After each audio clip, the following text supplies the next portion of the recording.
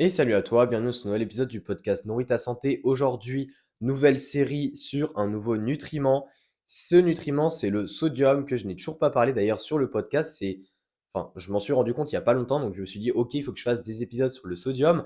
Et du coup, j'ai prévu 3 épisodes pour cette nouvelle série sur le sodium. Le premier épisode, donc c'est-à-dire lui d'aujourd'hui, on va parler de la théorie des rôles du sodium. Le deuxième épisode, on parlera plus de la pratique en concret. Combien est-ce qu'il faut consommer de sodium, comment atteindre les apports recommandés.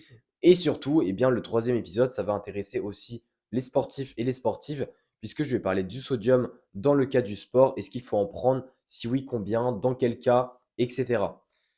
Donc on attaque tout de suite avec ce premier épisode. Ce premier épisode, eh bien, on va parler des deux grands rôles qu'a le sodium. Et pour rappel, ce n'est pas parce qu'il n'y a que deux rôles en quelque sorte que ce n'est pas important, puisque tu vas voir que ces deux rôles sont impliqués dans énormément de mécanismes, et donc ça fait que le sodium est super important pour notre santé. Donc le premier rôle que le sodium est impliqué dedans, et avant de parler du premier rôle, eh bien un petit peu, on va un peu expliquer quelques petites bases. Déjà, le sodium, eh bien, ça représente 40% du sel, c'est-à-dire que quand tu manges 1 gramme de sel, eh bien, tu consommes 400 milligrammes de sodium. Ça, c'est super important parce qu'il y a des personnes qui pensent que le sel, c'est que du sodium. Non, c'est-à-dire que c'est pas parce que tu manges 1 gramme de sel que tu vas manger 1 gramme de sodium. Généralement, le sel de table, le sel de mer, bref, le sel qu'on retrouve le plus souvent dans notre alimentation et dans notre vie, eh bien, c'est ce qu'on appelle du sodium de chloride, donc du chloride de sodium, pardon, je dis le terme anglais. Et ce chloride de sodium est composé justement de 40% de sodium et également de 60% de chlore. Donc ici, on va vraiment s'intéresser au sodium. Également, autre point, eh bien, c'est que le sodium, c'est, comment dire?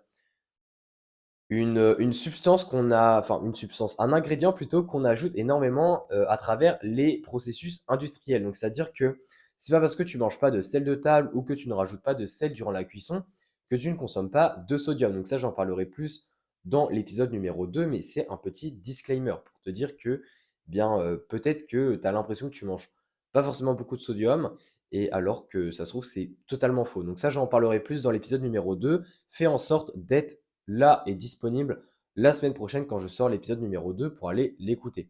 Mais avant d'aller écouter l'épisode numéro 2, eh bien évidemment, écoute cet épisode-là puisque je vais quand même te parler de pourquoi est-ce que tu as besoin de sodium concrètement.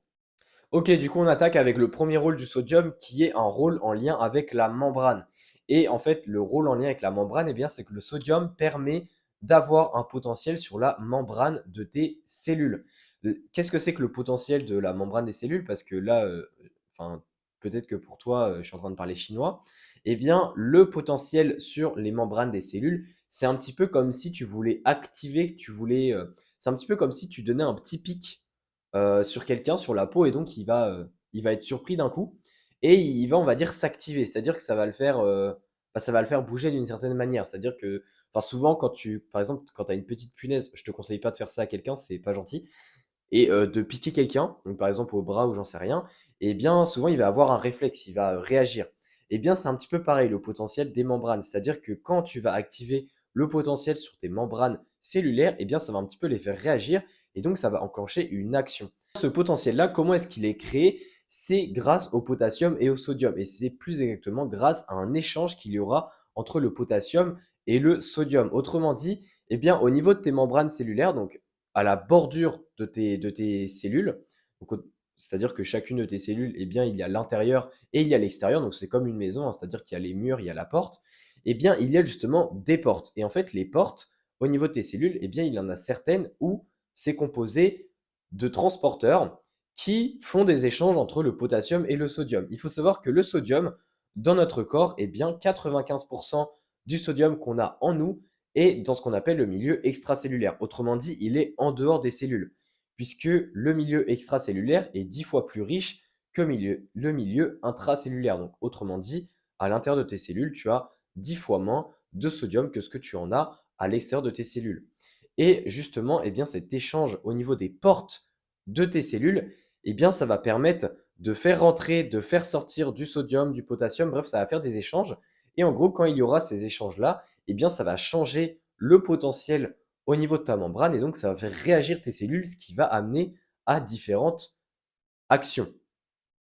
Et il faut savoir en fait que ces transporteurs-là qui vont justement, échanger du potassium et du sodium, eh bien, ce sont des transporteurs qui sont extrêmement importants pour justement le métabolisme global de ton corps, puisqu'il faut savoir que seulement ces transporteurs-là qui sont extrêmement présents dans ton corps, hein, tu en as énormément, eh bien, ça correspond à 20 à 40 de la dépense énergétique du métabolisme de base de ton corps, ce qui est totalement énorme. Donc autrement dit, eh bien, ces portes-là vont permettre d'enclencher plein d'actions différentes qui sont nécessaires pour ton métabolisme de base. Donc par exemple, des exemples d'actions que va enclencher ce potentiel au niveau de la membrane qui va être lui-même enclenché par ces portes de sodium et de potassium, eh bien, c'est par exemple la fonction cardiaque, les contractions musculaires, également d'autres rôles, comme par exemple le fait tout simplement de faire transporter des informations nerveuses. Donc, c'est-à-dire que,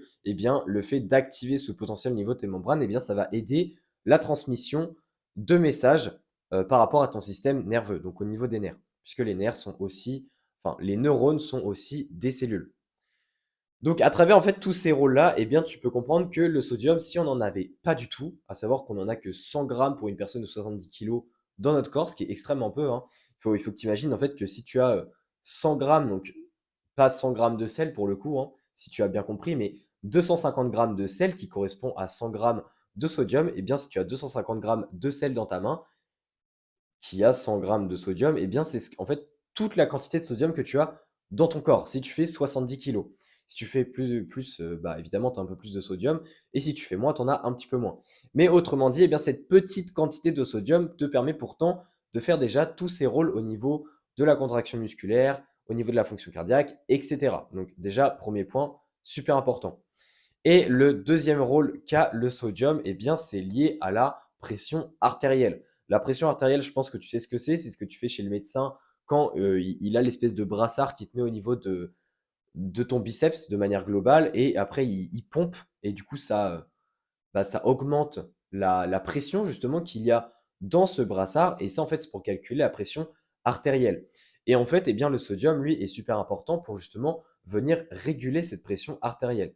Et plus exactement, eh bien, il y a plusieurs mécanismes qui sont liés au sodium et qui permettent justement de réguler cette pression artérielle. Le premier mécanisme, eh bien, c'est un système qu'on appelle le système rénine, pardon, angiotensine, aldostérone, qui est au niveau des reins en fait, hein. Donc la rénine, l'angiotensine et l'aldostérone, ce sont des hormones, donc des molécules qui sont en lien avec le rein, c'est-à-dire que quand il y a une baisse de la pression artérielle, ce qui peut arriver après une déshydratation ou même avoir perdu du sang, etc., eh bien, ton rein automatiquement va produire de la rénine. Cette rénine, justement, va elle-même produire après de l'angiotensine 1, qui ensuite va produire de l'angiotensine 2, et après cette angiotensine 2 va produire de l'aldostérone. En fait, tout ça, ça se passe dans la zone de tes reins, donc de manière totalement autonome. Et en fait, cette aldostérone, donc un petit peu la dernière étape, va justement permettre d'augmenter la réabsorption du sodium, c'est-à-dire en fait que ton sodium que tu as dans ton corps, eh bien, il y en a qui est excrété de ton corps, évidemment. Mais il faut savoir que l'énorme majorité de ton sodium, pour que évidemment tu gardes assez de sodium, parce que tu doutes que tu ne consommes pas 100 grammes de sodium par jour, et donc il faut évidemment, par rapport à tes besoins actuel, enfin, par rapport à ce qu'en fait tu consommes avec l'alimentation en sodium, eh bien évidemment, il y a une énorme partie du sodium dans ton corps qui doit être réabsorbée. C'est-à-dire que tu ne dois pas perdre trop de sodium, bah, parce que sinon il va y avoir un gros problème et un gros déséquilibre. Et donc, eh bien, cette réabsorption de sodium se passe au niveau des reins. Et en fait, l'aldostérone va permettre d'augmenter la réabsorption de sodium et aussi la réabsorption d'eau, puisqu'en fait, le sodium dans le corps réagit et agit comme un aimant à eau. C'est-à-dire que, eh bien, tu vois, tu as ton aimant, etc., tu attires bah, tout ce qui est métal. Eh bien, le sodium, lui, c'est exactement la même chose, mais avec l'eau. C'est-à-dire que du sodium va, on va dire, être un agent osmotique. Et en fait, un agent osmotique, eh bien, c'est un agent qui augmente l'osmose, donc qui a un phénomène en lien avec l'eau, le fait d'attirer l'eau, etc., pour équilibrer en fait la concentration d'un certain soluté dans un environnement. Enfin bref, ça, c'est un petit peu de la chimie, mais on s'en fiche, pas besoin de comprendre ça. Mais en gros, eh bien, le sodium, tout simplement, eh bien, ça va attirer l'eau dans ton corps. Autrement dit, quand tu as beaucoup de sodium dans ton corps, pour caricaturer, eh bien, tu vas avoir beaucoup d'eau dans ton corps qui va être retenue.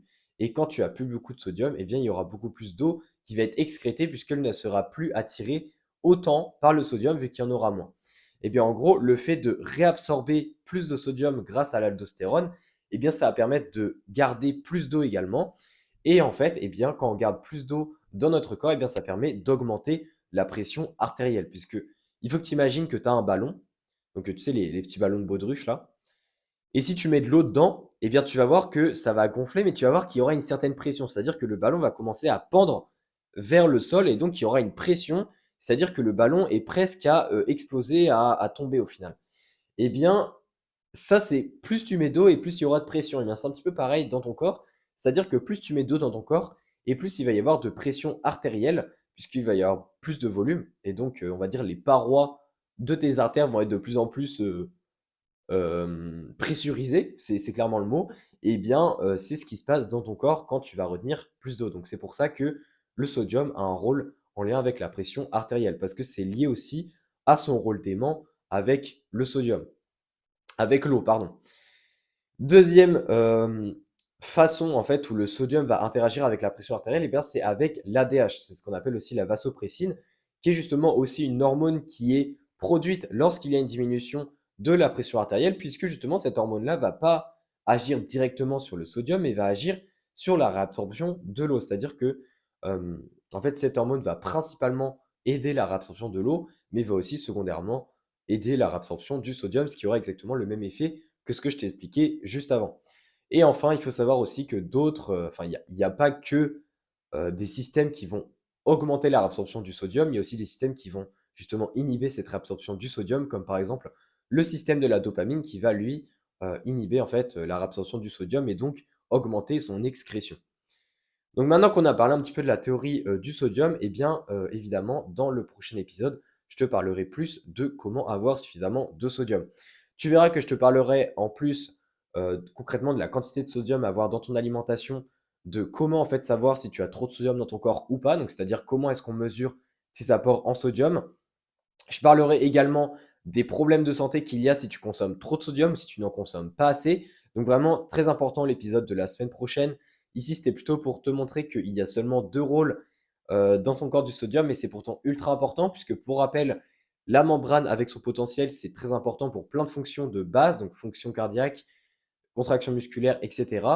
Et le deuxième rôle lié à la pression artérielle, eh bien, si tu as une trop faible pression artérielle, sache que tu peux tomber dans les pommes, carrément mourir, etc. Enfin bref, c'est une fonction de base en fait de ton corps aussi. Donc c'est super important que le sodium soit ici pour justement avoir son rôle d'aimant à eau, ce qui évidemment t'aide beaucoup pour la pression artérielle. En tout cas, j'espère que ce premier épisode t'aura plu sur le sodium. Encore une fois, je te donne rendez-vous la semaine prochaine pour l'épisode numéro 2 sur le sodium. Si tu veux évidemment en savoir plus sur mes suivis personnalisés en nutrition, je t'invite à cliquer sur le premier lien dans la description de l'épisode du podcast. Et on se dit à la prochaine pour un nouvel épisode. Allez, ciao!